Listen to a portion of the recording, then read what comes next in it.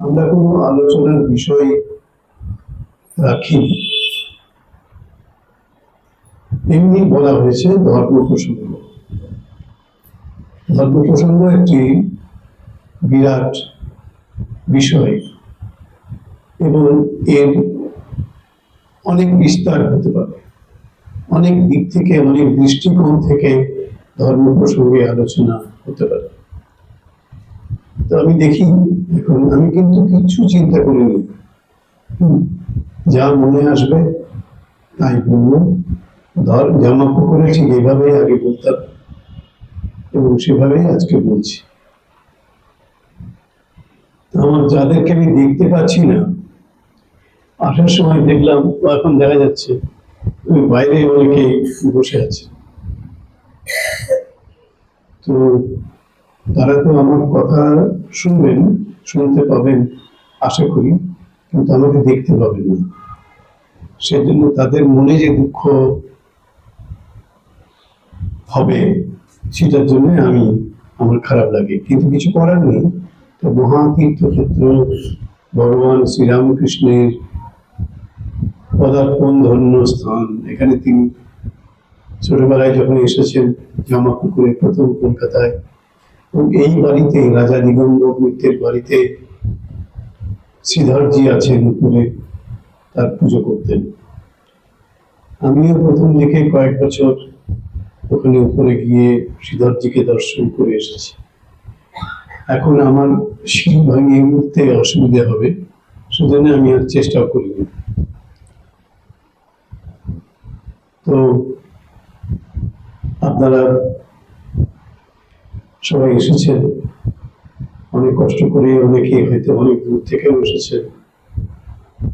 সেজন্য আমি আপনাদের যে কষ্ট হয়েছে সেই কষ্টটাকে আমি মনে মনে শেয়ার করে নিচ্ছি, ভাগ করে নিচ্ছি। কষ্ট যেগুলো হয়েছে, এই কষ্ট তো আমি দূর করতে পারবো না, এই আসার কষ্ট বা যাওয়ার কষ্ট। তবে আপনাদের যে কষ্ট হয়েছে এবং যাওয়ার সময় কষ্ট হতে পারে বা হবে, এটা আমি মনে মনে ভাবছি এবং আপনাদের সঙ্গে সঙ্গে এটা আমি শেয়ার করে নিচ্ছি। এই দুঃখটা, এই পরিশ্রমটা, এই কষ্টটা। কথা না বাড়িয়ে আমি আসল কথাতে আসি। আমাদের বিষয় কোনো নির্দিষ্ট নেই, আমাদের বিষয় হচ্ছে ধর্ম প্রসঙ্গ, অর্থাৎ ধর্ম বিষয়ে কিছু কথা আপনাদের সঙ্গে আমি আজকে শেয়ার করব। একটা কথা প্রথমেই আমাদের মনে আসবে, এই ধর্ম জিনিসটা কি। ধর্ম প্রসঙ্গ যে আমরা করব, এই ধর্ম জিনিসটা কি, এই প্রশ্নটা প্রথমেই আসার কথা বা আসা উচিত। ধর্ম যে কি জিনিস, ধর্মের কোথায় শুরু এবং কোথায় শেষ, এটা অন্তত আমার জানা নেই। বহু বছর আগে আমি যখন উদ্বোধনে ছিলাম, তখন একটি বই পড়েছিলাম, বড় বই। ওইটির নাম আমি ভুলে গেছি, বোধহয় প্রাচ্য দর্শনের কথা, এরকম ধরনের কিছু। প্রাচ্য দর্শন মানে এই যে এশিয়ার দর্শন, এশিয়া, আফ্রিকা, এই এলাকার যে দর্শন, সেই গ্রন্থে আমি লিখেছিলাম যে প্রথম পৃষ্ঠাতে একটি কথা বলা হচ্ছে, যে সবাই শুনতে পাচ্ছেন তো, তার বাইরে আছেন। আমি প্রথম পৃষ্ঠায় দেখেছিলাম একটি কথা, একজন লিখেছেন যে ধর্ম এমন একটি বিষয়, এই বিষয়টি কখন থেকে আমাদের চেতনার মধ্যে এসেছে সেটা আমরা বলতে পারব না। ধর্ম নামক এই যে বিষয়টি, কবে থেকে এই বিষয়টি আমাদের মনের মধ্যে এসেছে সেটা আমি কেউ বলতে পারবো না। তবে আমার মনে হয়, যেদিন থেকে মানুষ ভগবানের কথা ভেবেছে, ঈশ্বরের কথা ভেবেছে, তখন থেকেই মানুষের চিন্তায়, মানুষের চেতনায় মানুষের ভাবনায় ধর্ম বিষয়টি স্থান করে নিয়েছে। শুধু এই দেশে নয়, যে কোনো দেশে পৃথিবীর ধর্ম বিষয়ে এই চিন্তায় এবং এই চেতনায় ভাবনা এটি স্থান করে নিয়েছে। ধর্ম এই শব্দটি সংস্কৃত শব্দ, এবং কর্ম সংস্কৃত শব্দ, ধর্ম একটি সংস্কৃত শব্দ। এই সংস্কৃত শব্দ, আরেকটি কথা আপনারা হয়তো জানেন, তৎসম শব্দ। বাংলা ভাষার ব্যাকরণে যারা পড়েছেন ছোটবেলায়, তারা এই তৎসম, অর্থ তৎসম, তদ্ভব এসব শব্দগুলো জেনেছেন বা শুনেছেন, পড়েছেন। ধর্মটা হচ্ছে সংস্কৃত শব্দ। এই সংস্কৃত শব্দ বাংলাতেও এই শব্দটি এসেছে, কারণ বাংলা ভাষা তো প্রধানত এবং মূলত সংস্কৃত ভাষা থেকে এসছে। তাই এই যে ধর্ম কথাটি যেমন সংস্কৃত ভাষায় রয়েছে, তেমনি আমাদের বাংলা ভাষাতেও আছে। বাংলা ভাষায় যেটা আছে সেটা যে ধর্ম, এটাকে আমরা তৎসম শব্দ বলি। তৎসম, তৎসম তার মতো, তার সমান, তার তুল্য, মানে সংস্কৃতের তুল্য। তাই তৎসম শব্দটি হচ্ছে, এই তৎসম শব্দ হচ্ছে ধর্ম, এই শব্দটি বা এই কথাটি। এখন আমাদের সংস্কৃত শব্দ বা তৎসম শব্দ বাংলার, সংস্কৃত থেকে তো সব এসছে, এটি ধাতু নিষ্পত্তি হয়, মানে কোন ধাতু থেকে এসছে এটি বলতে হয়। তো আমরা এই ধর্ম কথাটি এসছে, এটা আপনাদেরকে বলে রাখি, এটা আপনাদের জ্ঞানের বিস্তারের জন্য বলছি, এই আলোচনার জন্য যা প্রয়োজন। ধর্ম কথাটি এসছে সংস্কৃত ধৃ ধাতু থেকে। আপনারা হয়তো সবাই না জানলেও কেউ কেউ হয়তো জানেন যে আমাদের এই যে ব্যাকরণ, সংস্কৃত ব্যাকরণ, এর মূল এটা এসেছে পাণিনির থেকে। পাণিনি নামটা আপনারা শুনে থাকতে পারেন, এই পাণিনি থেকে এসছে। এবং এই কোন ধাতু থেকে এসছে, কোন শব্দটি, কিভাবে এটি নিষ্পত্তি হয়েছে, এইসব কথাগুলো পাণিনি তার ব্যাকরণ, অষ্টাধ্যায়ী তার নাম, এর মধ্যে বলেছেন। এইসব অষ্টাধ্যায়ীটাই আপনাদের অত মনে রাখার দরকার, পাণিনি নামটা মনে রাখলে হবে। তো পাণিনি বলছেন ধর্ম কথাটি এসেছে ধৃ ধাতু থেকে, ধৃ ধাতু থেকে। এবং এই যে ধৃ ধাতু, এই ধৃ ধাতুর অর্থটা কি পাণিনি ওখানে লিখেছেন তার গ্রন্থে, ধৃ ধারণে। ধৃ কথাটির অর্থ হচ্ছে এর সঙ্গে ধারণ যুক্ত হবে, অর্থাৎ যা আমাকে ধারণ করে রাখে সেটাই হচ্ছে ধর্ম। ধর্ম হচ্ছে কি, যা মানুষকে ধারণ করে তাই হচ্ছে ধর্ম। আমরা ছোটবেলায় পড়তাম জলের ধর্ম কি, শৈত্য মানে ঠান্ডা ভাব। যদি আপনার গায়ে একটু জল লাগানো যায়, দেখবেন ঠান্ডা লাগছে। তো জলের ধর্ম হচ্ছে শৈত্য মানে ঠান্ডা ভাব। আবার জলের একটা ধর্ম আছে, জলটা নিচে চলে যায়। জল যদি আপনি ঢালেন, উপরে যাবে না, নিচের দিকে নামবে।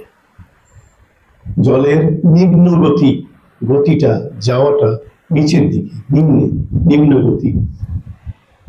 তাই পাণিনি বললেন ধৃ থেকে, ধৃ ধাতু থেকে ধর্ম কথাটি এসছে। এবং ধৃ ধাতুর অর্থটা কি, পাণিনি বলছেন ধৃ ধারণে, মানে যা ধারণ সংযুক্ত, যার সঙ্গে ধারণ বিষয়টির সম্পর্ক আছে, সেটাই হচ্ছে ধৃ। ধর্ম কথাটির সঙ্গে ধৃ ধাতুর যোগ আছে। ধর্ম মানেটা কি, যা আমাকে ধারণ করে রাখে, যা মানুষকে ধারণ করে রাখে। একটু এরিয়াটা বাড়িয়ে নিয়ে বলতে পারি, যা সমাজকে ধারণ করে রাখে, যা জগৎকে ধারণ করে রাখে, সেটাই হচ্ছে ধর্ম। তাহলে জলের ধর্ম হচ্ছে নিচে চলে যাওয়া, জলের ধর্ম হচ্ছে শৈত্য ভাব, ঠান্ডা ভাব। আগুনের ধর্ম হচ্ছে আপনাকে উত্তাপ দান করা, তাপ দেওয়া। আগুনের ধর্ম হচ্ছে যা আপনাকে তাপ দেয়। আবার আগুনের ধর্ম হচ্ছে যা আপনাকে দহন করে, পোড়ায়, যা আপনাকে পোড়ায়, দহন করে, সেটা আগুনের ধর্ম। যদি এই জলের বিষয়টি থেকে আপনি এই যে ঠান্ডা ভাব বা শৈত্য ভাবটাকে সরিয়ে দেন,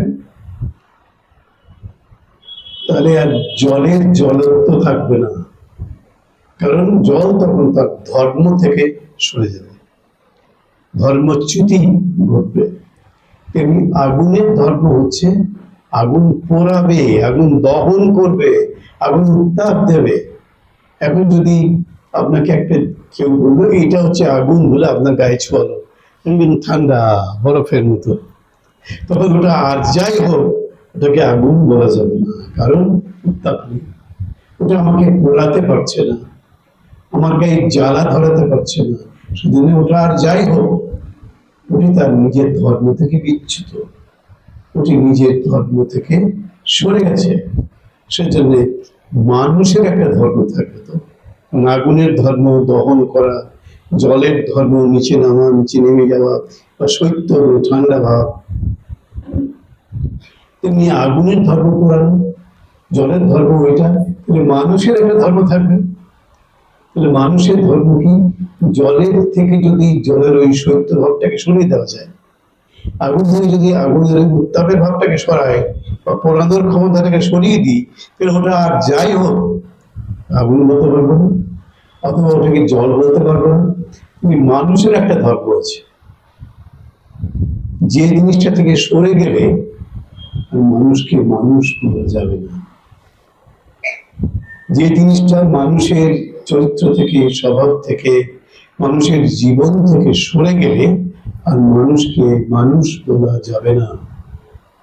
তবে মানুষ যদি আমি বলি, তাহলে মানুষের ধর্মটা আমাকে জানতে হবে। মানুষের ধর্ম কি? যেমন জলের ধর্ম শৈত্য বা ঠান্ডা লাগা, জলের ধর্ম উপর থেকে নিচে নেমে আসা, আগুনের ধর্ম উত্তাপ দেওয়া, পোড়ানো, দহন করা।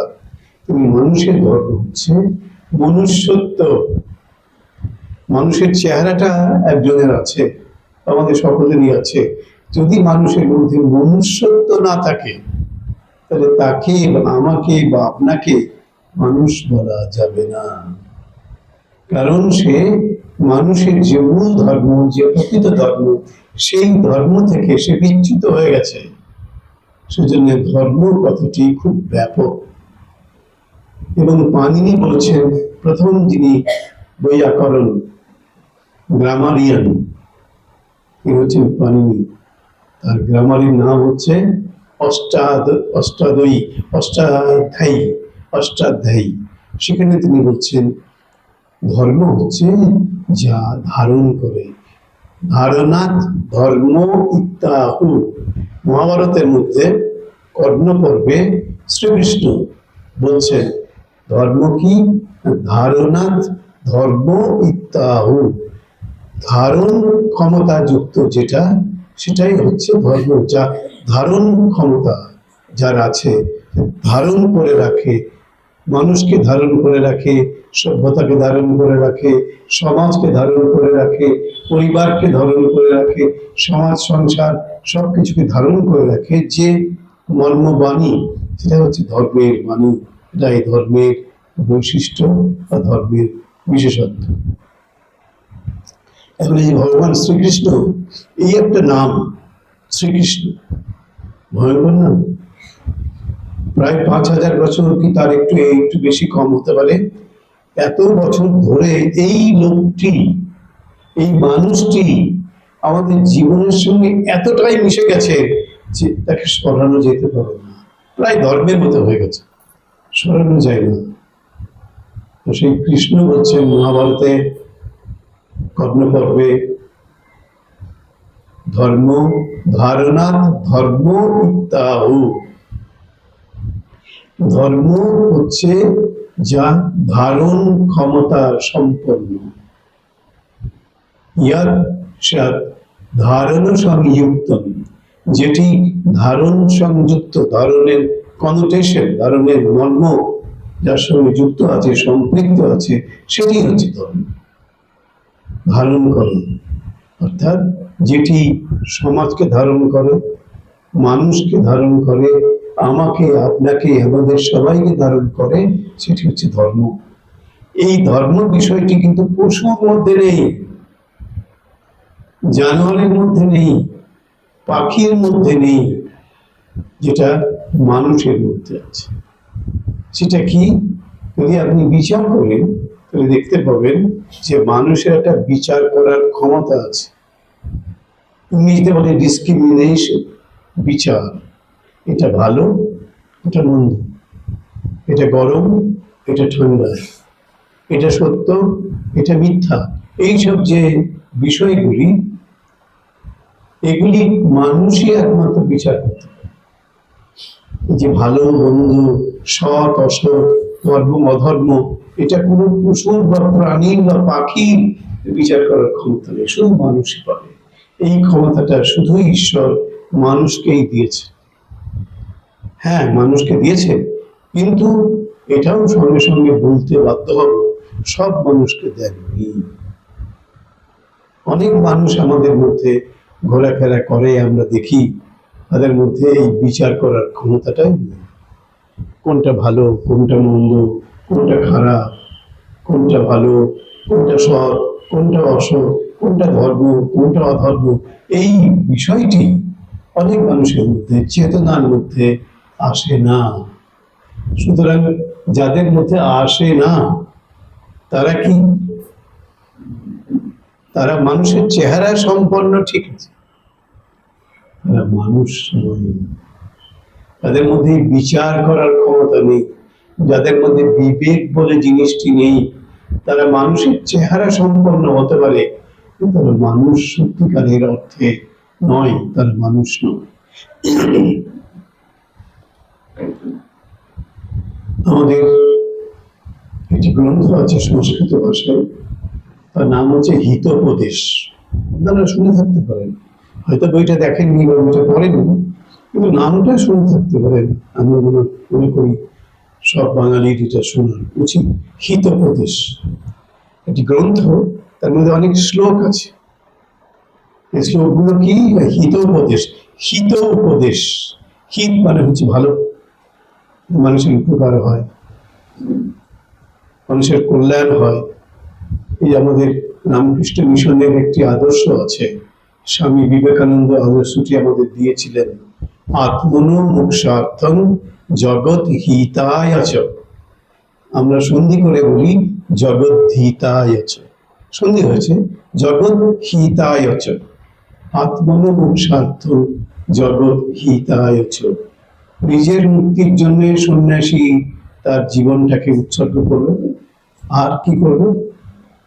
জগৎ হিতায়, জগতের কল্যাণের জন্য সন্ন্যাসী নিজের জীবনকে উৎসর্গ করবে। যদি আপনারা কোনো কল্যাণ জগতের না করেন, আপনাদের দোষ হবে না। কিন্তু আমরা যারা এই পোশাকটা পরিধান করছি, আমি আমার সঙ্গে একজন এসছেন, রাকেশ মহারাজ, উনি আমার থেকেও বেশি বিখ্যাত। আমি দেখছিলাম কালকে গোল পার্কে, কালকে আমার গোল পার্কে তো ভাষণ ছিল, দেখছি আমার ভাষণের পরে সবাই ওর কাছে ছুটছে, ওকে প্রণাম করছে, ওর সঙ্গে কথা বলছে, কথা বলছে। আমি এটা এনজয় করছিলাম, ভালো লাগছে, ভালো থাকে আটকাতে পারে। এবং একটা জিনিস হচ্ছে, তাকে আবার বলা হয় আমাদের ধর্মে, আমাদের শাস্ত্রে, তিনি হচ্ছেন দেবাদিদেব, সমস্ত দেবতার আদি তিনি, বলা হচ্ছে মহাদেব, সব দেবতার উপরে তিনি। কিন্তু কিরকম দেবতা? আমাদের যে মহাদেবের কনসেপ্ট, শিবের কনসেপ্ট কি? তিনি এমন একজন দেবতা, সবাই ভস্য মেখে বসতে, ছাইটাই মেখে বসতে। অথচ আমরা আমাদের তিনজন প্রধান দেবতা আছে, ত্রিদেব বলি আমরা। একজন হচ্ছে মহাদেব, এ সবাই আমরা জানি, এর ভক্ত সবাই, আর্য, অনার্য, দ্রাবিড়, বাঙালি, পাঞ্জাবি, কাশ্মীরি সবাই ওর ভক্ত। গরিব, বড়লোক, স্পৃশ্য, অস্পৃশ্য সবাই তার ভক্ত। একজন দেবতা বটে, একটা ভয়ঙ্কর দেবতা। ভস্য মুখে বসে আছে, ভস্যকে মুখে বসে আছে। আবার যেখান যেখান থেকে ভস্য, অনেক দামি ভস্য আছে, যদি কাশিতে যান সেখানে ভস্য কিনতে গেলে অনেক টাকা নেবে। তিনি এসব দাম টাম দিয়ে জিনিসপত্র, মূল্যবান ভস্য সব গায়ে মাখেননি। তিনি কোথায় মেখেছেন? শ্মশানে গেছে।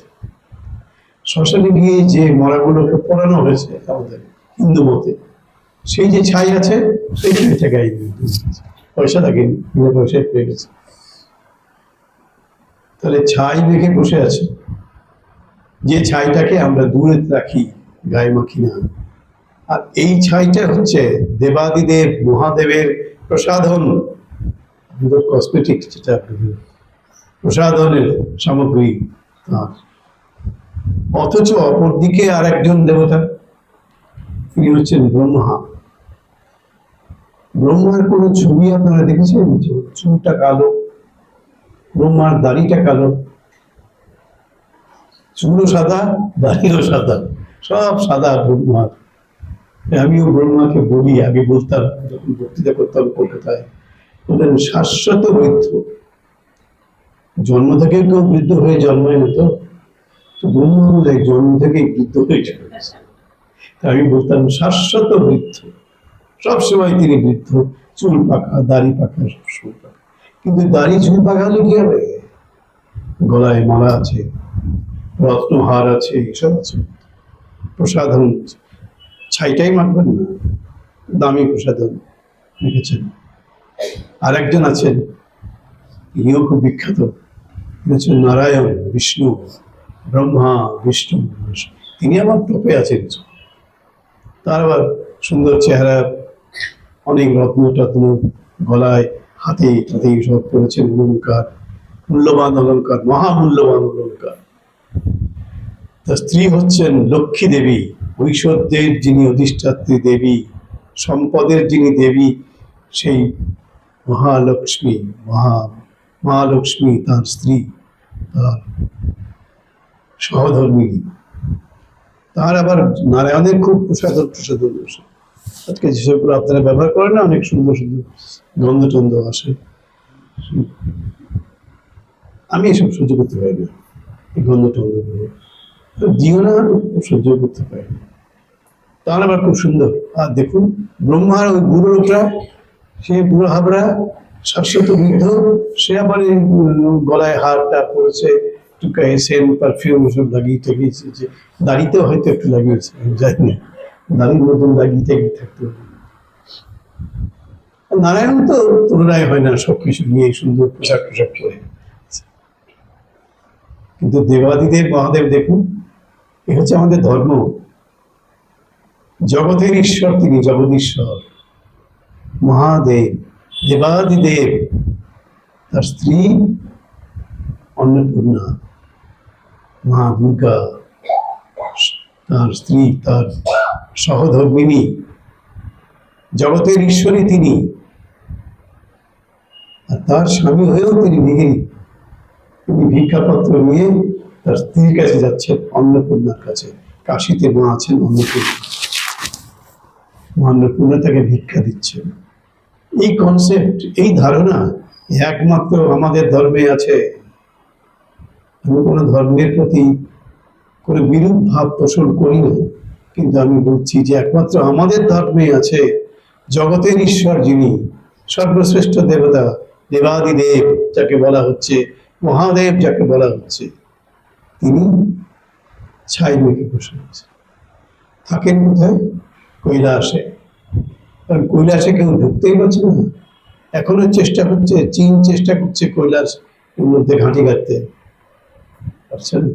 এমন ভয়ঙ্কর একটা জায়গা, এমন ভয়ঙ্কর এক দেবতা আমাদের হিন্দু ধর্মের মধ্যে। আমরা এই চিন্তা করেছিলাম, এই কনসেপ্ট আমাদের, ভাবনা তো আমাদের।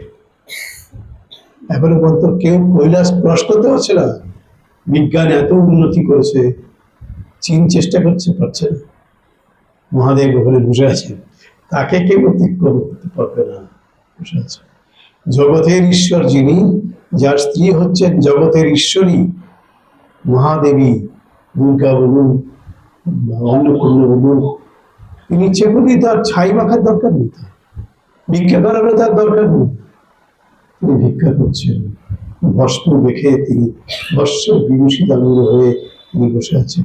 এই যে অসাধারণ কনসেপ্ট, এই ধর্মের কনসেপ্ট, এই ধর্ম ধারণার কনসেপ্ট, এবং এটা আমি বলবো, জোর করে বলবো, গর্বের সঙ্গেই বলবো, একমাত্র আমার আপনার ধর্মের মধ্যে আছে এই কনসেপ্ট, আর কোনো ধর্মের মধ্যে নেই।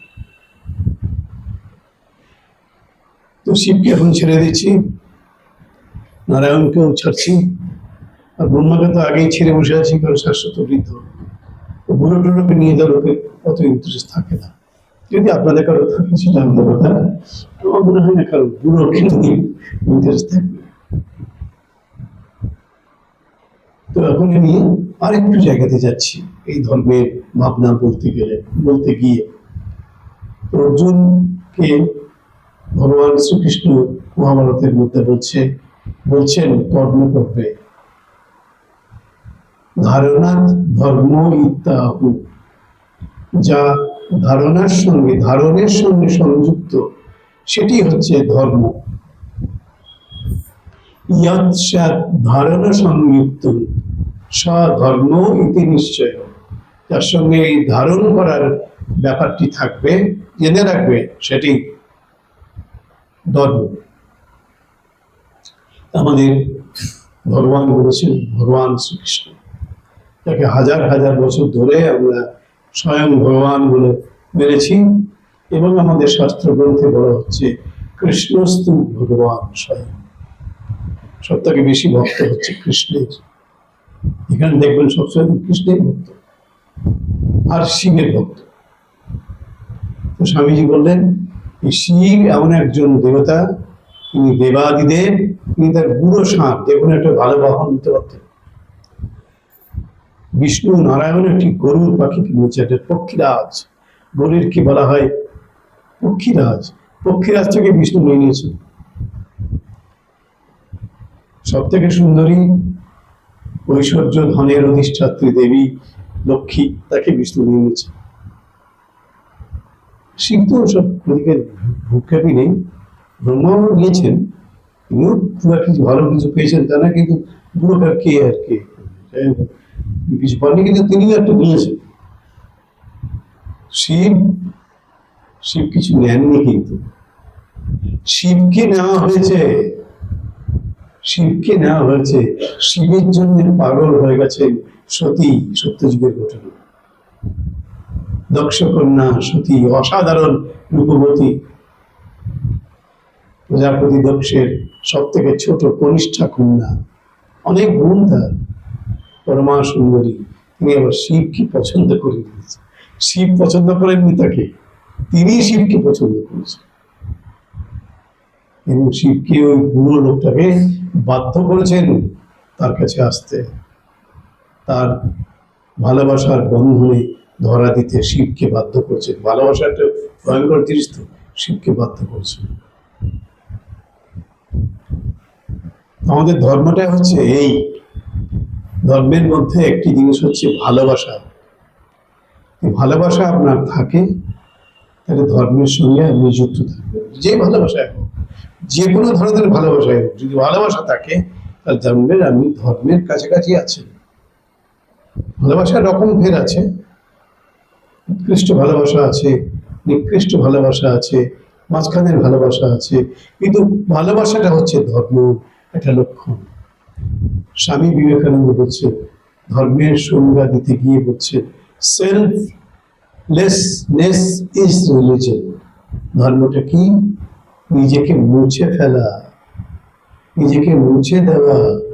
আমি সব থেকে ভালোবাসি আগে আমাকে, এর থেকে আর বেশি ভালোবাসি না। তাই যখন আপনি নিজেকে মুছে ফেলতে পারবেন, নিজের দিকে চাইবেন না, তখনই আপনি ভালোবাসার জায়গায় পৌঁছাবেন, এবং তখনই হচ্ছে সেলফলেসনেস, তখনই আমি ধর্মের জায়গায় পৌঁছাবেন। স্বামী বিবেকানন্দ বললেন, সেলফলেসনেস ইজ রিলিজিয়ন। ধর্মটা কি? নিজেকে মুছে ফেলো, যত পারো নিজেকে মোছো, এটাই হচ্ছে ধর্মের পরম লক্ষ্য। ভগবান শ্রীকৃষ্ণ নিজেকে সম্পূর্ণরূপে মুছে ফেলেছে। তার যে ভাবনা আমাদের মহাভারতের মধ্যে আছে, অনেক পুরাণের মধ্যে আছে, গীতার মধ্যে আছে, ওটা হচ্ছে নিজেকে মুছেছে, নিজের জন্য কিছু করছেন না। এই কুরুক্ষেত্রে যুদ্ধ করলেন, নিজের জন্য তো করেননি। যা কিছু করছেন ওই স্বামীজি যেটা হচ্ছে জগৎ ধিতায়, জগতের কল্যাণের জন্য, নিজের জন্য নয়, অপরের কল্যাণের জন্য। যে মুহূর্তে আপনার মনের মধ্যে নিজের স্বার্থ চিন্তাকে বাদ দিয়ে অপরের কল্যাণ চিন্তা জাগ্রত হবে, তখন বুঝবেন আমি ধর্মের কাছাকাছি যাচ্ছি। যত আপনি নিঃস্বার্থপর হবেন, ততই আপনি ধর্মের কাছাকাছি যাবেন। এটা স্বামী বিবেকানন্দ বলেছেন, আমাদের শাস্ত্র এই কথা বলেছে। এবার একটি সংজ্ঞা দিচ্ছি হিতোপদেশের কথা, একটু আগে বলছিলাম। হিতোপদেশে একটি কথা আছে, একটি শ্লোক আছে। সেই শ্লোকটিতে বলা হচ্ছে, আহার ও নিদ্রা ভয়মৈথুনঞ্চ সমানম এতৎ পশুভি নরাণাম। আহার, নিদ্রা, ভয় এবং মৈথুন মানে হচ্ছে জৈবিক প্রবৃত্তি, সেক্স, যেটাকে আমরা বলি সেক্স। এই প্রবৃত্তি হচ্ছে কি না সমান, অর্থাৎ কমন। সমান পশুভি নরাণাম, পশু এবং মানুষ মানব, এদের মধ্যে একটা কমন ফিচার হচ্ছে, একটা সমান ধর্ম হচ্ছে আহার, নিদ্রা, ভয় এবং মৈথুন, জৈবিক প্রবৃত্তি। তারপরে কি বলছেন, ধর্ম হি তেষাম অধিক বিশেষ। এই যে মানুষ এবং পশুর মধ্যে এগুলো হচ্ছে সমান ফিচার্স, সমান বৈশিষ্ট্য, সমান বিশেষত্ব, এগুলো একই সমান কমন। কিন্তু ধর্মটা কি? ধর্ম হি তেষাম মানে মানুষের এবং পশুর, তেষাম অধিক বিশেষ। অধিক এক্সট্রা, অধিক মানে এক্সট্রা, অধিক মানে এক্সট্রা তো আমরা জানি। ধর্ম হি তেষাম অধিক বিশেষ। এই মানুষ এবং পশুর মধ্যে একটা বৈশিষ্ট্য আছে, একটা বিশেষত্ব আছে, যেটা অধিক, যেটা মানুষের আছে পশুর নেই। পশুর থেকে মানুষের এটা অধিক আছে। এটা কি? ধর্ম চেতনা। এই দেখুন ধর্ম কথাটা এসে যাচ্ছে, ধর্ম হি তেষাম অধিক বিশেষ। এরপরে মারাত্মক কথা বলছেন আমাদের হিতোপদেশের আচার্য, ধর্মে নহীনা পশুভি সমান। যদি কখনো মানুষ ধর্মহীন হয়ে যায়, ধর্মের সঙ্গে বিযুক্ত হয়ে যায়, সম্পর্কিত না থাকে, তাহলে সেই মানুষটা কি হয়ে যাবে? ধর্মে নহীনা পশুভি সমান, সে পশুর সমান হয়ে যাবে। মানুষের আকার ধারণ করেও সে পশুর মতো আচরণ করবে, পশুর স্তরে পৌঁছে যাবে। এই হচ্ছে ধর্ম। ধর্ম কি দাঁড়ালো? যে মানুষের সঙ্গে পশুর বিভেদ সৃষ্টি করে, ডিসক্রিমিনেট করে, পশুকে মানুষের থেকে, মানুষকে পশুর থেকে ডিসক্রিমিনেট, আলাদা করে, ডিস্টিংগুইশ করে দেয়। এটা হচ্ছে ধর্মের বৈশিষ্ট্য। ধর্মের বৈশিষ্ট্য হচ্ছে যা মানুষের মধ্যে ধর্মকে নিয়ে আসে, ধর্মের ভাবনাকে জাগ্রত করবে, ধর্মের চেতনার উন্মেষ ঘটায়, সেটি হচ্ছে আসল ধর্ম। এবং এই যে উন্মেষ ঘটানোর বিষয়টি বলছি, যদি এটা মানুষের মধ্যে না থাকে, তাহলে মানুষ আর পশুর মধ্যে কোনো পার্থক্য থাকে না। মানুষ আর পশু তখন সমগোত্রীয় হয়ে যায়, সমান হয়ে যায়। তাহলে ধর্ম হবে সেই চেতনা, সেই ভাবনা, সেই বৈশিষ্ট্য, সেই চিহ্ন যা মানুষকে পশুর থেকে আলাদা করে দেয়, পশুকে মানুষের থেকে আলাদা করে দেয়। পশুর ধর্ম চেতনা নেই, মানুষের ধর্ম চেতনা আছে। অনেক মানুষের মধ্যে পশুর লক্ষণ আছে, পশুর চিহ্ন আছে, পশুর বৈশিষ্ট্য আছে, কিন্তু অনেক মানুষের মধ্যে আবার ধর্মের বৈশিষ্ট্য আছে। এটা মানুষের মধ্যেই পাওয়া যাবে, পশুর মধ্যে এই বৈশিষ্ট্য পাওয়া যাবে না। 45 মিনিট কিন্তু বললাম, আর কি বলবো? হ্যাঁ, অর্ডার হয়ে গেছে, অর্ডার হয়ে গেছে। মানুষ বলবো, ভগবান বলবো, কি বলবো তাকে আমি নিজেই জানি না। আমাদের শাস্ত্র গ্রন্থে বলা হচ্ছে কৃষ্ণ সম্বন্ধে, কৃষ্ণস্তু ভগবান স্বয়ং, কৃষ্ণস্তু ভগবান স্বয়ং। কৃষ্ণকে, কৃষ্ণ হচ্ছেন স্বয়ং ভগবান। ভগবান কি আমরা জানি না, ভগবান কেমন তাও জানি না, কিন্তু ভগবানের একটা আবছা আবছা ধারণা, অস্পষ্ট ধারণার মধ্যে সকলের মোটামুটি আছে ভগবান। তো সেই কৃষ্ণ হচ্ছেন এমন একজন মহাপ্রকাশ। এই পৃথিবীটা হয়েছে মহা আবির্ভাব, হয়তো 5000 বছর আগে, কি তার একটু আগে, কি তার একটু পরে। তাই এই মহাপ্রকাশটি ঘটেছে সারা পৃথিবীর মাঝখানে, এমন একটি চমকপ্রদ প্রকাশ। এই 5000 বছর ধরে আমরা তাকে ছুঁয়ে দেখতেও পাচ্ছি না, চোখেও দেখতে পাচ্ছি না, কিন্তু মনের গভীরে তিনি রয়ে গেছেন। এটা আবার কি, এটা কেউ দিয়েছে মাই? আচ্ছা, কত উন্নতি এখন বিজ্ঞানের, জানি না তা না, জানি, আমাকেও ওখানে দেয়। তো এই 5000 বছর ধরে এই একজন মানুষ, সে আমাদের চিন্তা এবং চেতনাকে তছনছ করে দিয়েছে। এরকম আর কেউ পারেনি করতে। স্বামী বিবেকানন্দ এই যুগের একজন বিখ্যাত ব্যক্তি, সারা পৃথিবী তাকে জানে আজকে।